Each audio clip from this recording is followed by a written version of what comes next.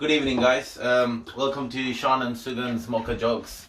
It's been a while. I haven't posted anything in a while due to, with the whole pandemic and everything. So I thought, you know what, let me just do something different today. Last time you seen my mutton curry dish, there's thousands of ways you can make mutton, and one of the ways is what I'm going to show you today. It's called mutton ghee roast. It's usually like a starters, like for all of you that like to enjoy your evening beverage, I certainly do. It's like a fantastic side bite. So without further ado, let's get to it. So what I'm doing now is I've just got a bit of ginger. That's me doing it anyway. All right, fine. Here, that's my friend Prasant. He's helping me today. He's my assistant for the day. So we're just I've given him the job of slicing up the ginger and a few cloves of garlic. We're gonna put it into the grinder and just turn it into a thick paste. So we're gonna start with the ghee. Once your pan's quite hot, we want 3 tablespoons. Quite cold.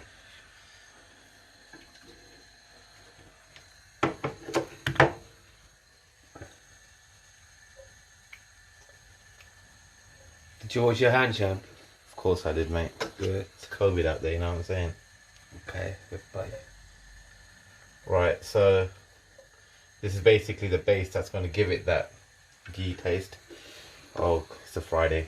Why not be cheeky? So, yeah, once you get that going, once your ghee's in there, so I ground the ginger and garlic. Normally you can use the paste, but I tend not to. The fresher one always has an extra kick to it. So it depends, you can go however you want. See how you feel. So you add that.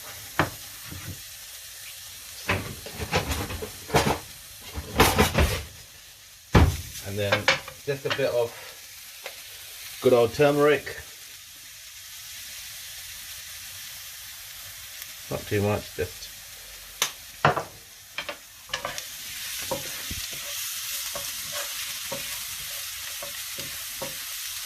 get that going.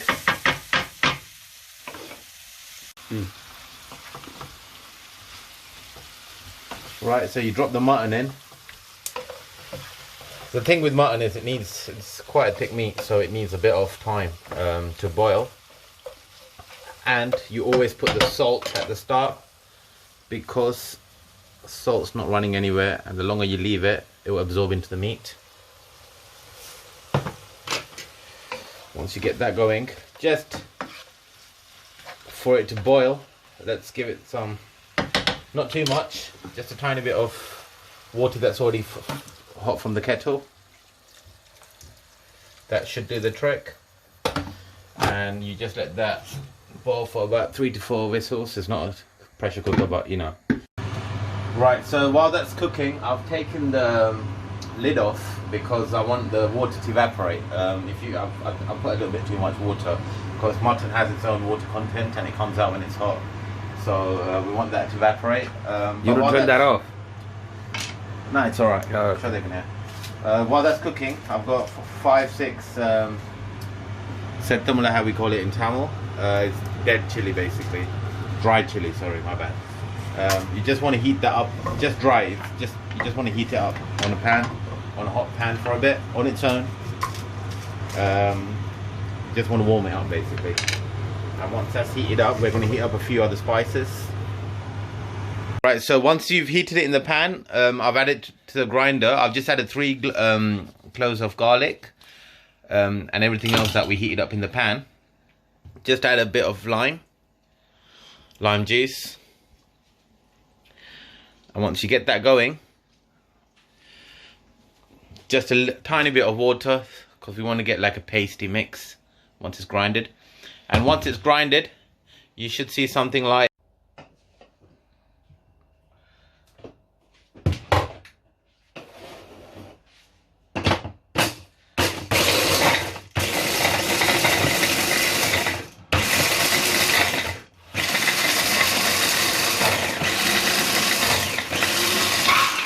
so we want to get it really pasty. It needs to turn into a nice, good paste.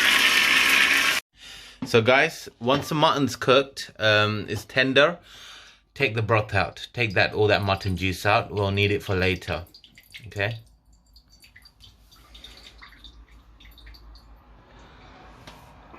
Right, so keep that aside and make sure that the mutton's dry. And also, if you've got another pan, that's fine. Or you can take it out and just put it somewhere else, because we're going to start with the base that we made here that we grinded earlier on. Right, so once you've done all that, guys, sorry, I just got, I went somewhere else with my beverage. But once I started, I've heated the pan, I've taken the mutton separately, I've got the broth separately. So we're gonna go again with the ghee, where we started the game.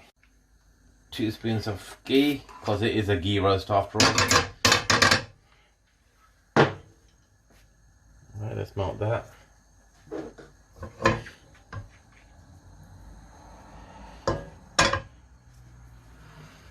Right, so once that's... Guys, when you're cooking your mutton, by the way, okay, make sure that you don't overcook it. Don't forget, we're not making a curry here, okay? We're making something that's for bites, for an appetizer. Okay, so we don't want it to be too soft and tender like it's lamb, it's mutton. So we want it to be quite firm when you chew on it. So once you got that there, next thing is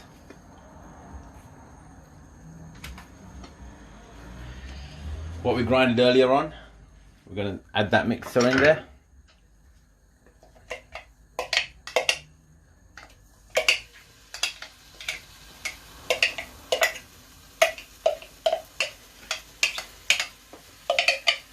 Now, I used to grind the... You better use your fingers, man. Yeah, I will. We don't need no Jamaican accent out here, mate. So, I used to grinder for this, by the way. You can get it more pasty if you've got the...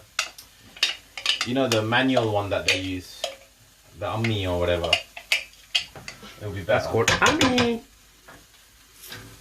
Right, so you've got the paste there. And put these as well in it. And next, what I want is, while the paste is going on, put them as well, and use the fingers and put these as well. Okay.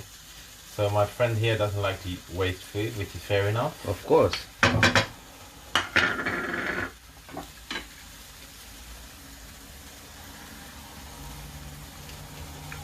Right, next thing to do is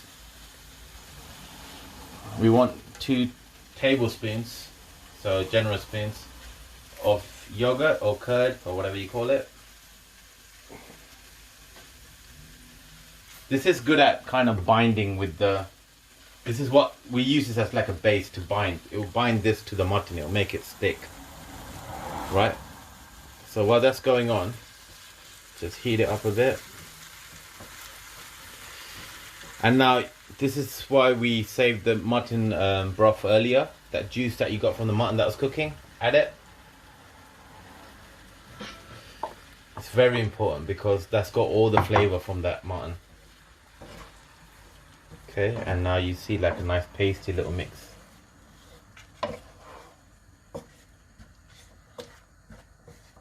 Alright, once you've got that going,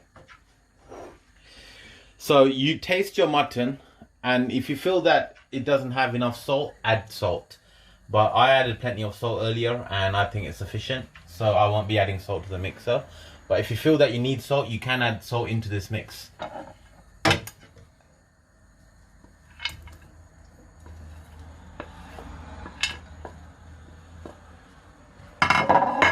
Okay, now what we're going to do is, we need this to become quite, it's very liquidy.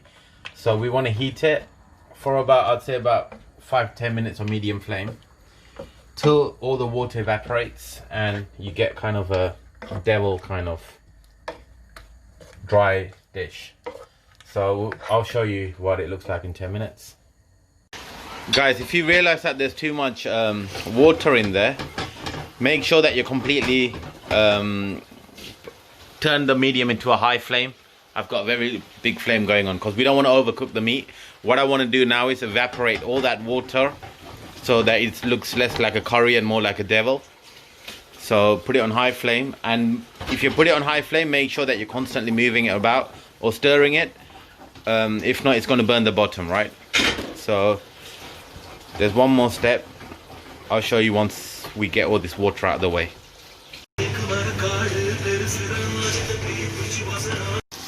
So guys, as you can see now, the water is evaporating, but I'll put it on really high flame because I want to get like a hard texture on the mutton, right? I don't want to boil it, but I want to put it on a high flame because I want to fry the edge so it's crispy, right? But make sure you're constantly moving it about. There is one other thing that I want you guys to add, which is our good old curry leaves.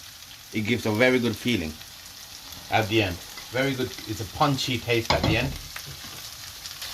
Something you add at the end, because if you add it too early, it's going to burn out. See, I can already smell that aroma from that.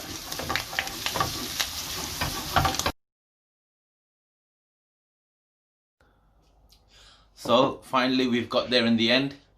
Luckily I've still got some left so I can have my bites. Guys, I present to you Sean's version of mutton ghee roast. Have a go, have a try. It's not hard. Basic ingredients you can get from any kind of Indian or Sri Lankan supermarket, and it doesn't take more than it's just a mutton cooking really. About 35-40 minutes you should be done, right? So I want to thank my friend Prasant today for helping me out with this. But yeah, thanks for watching guys. Hope you try it out. I hope you enjoy it. Don't forget to subscribe. Take care. I'll see you soon with another video.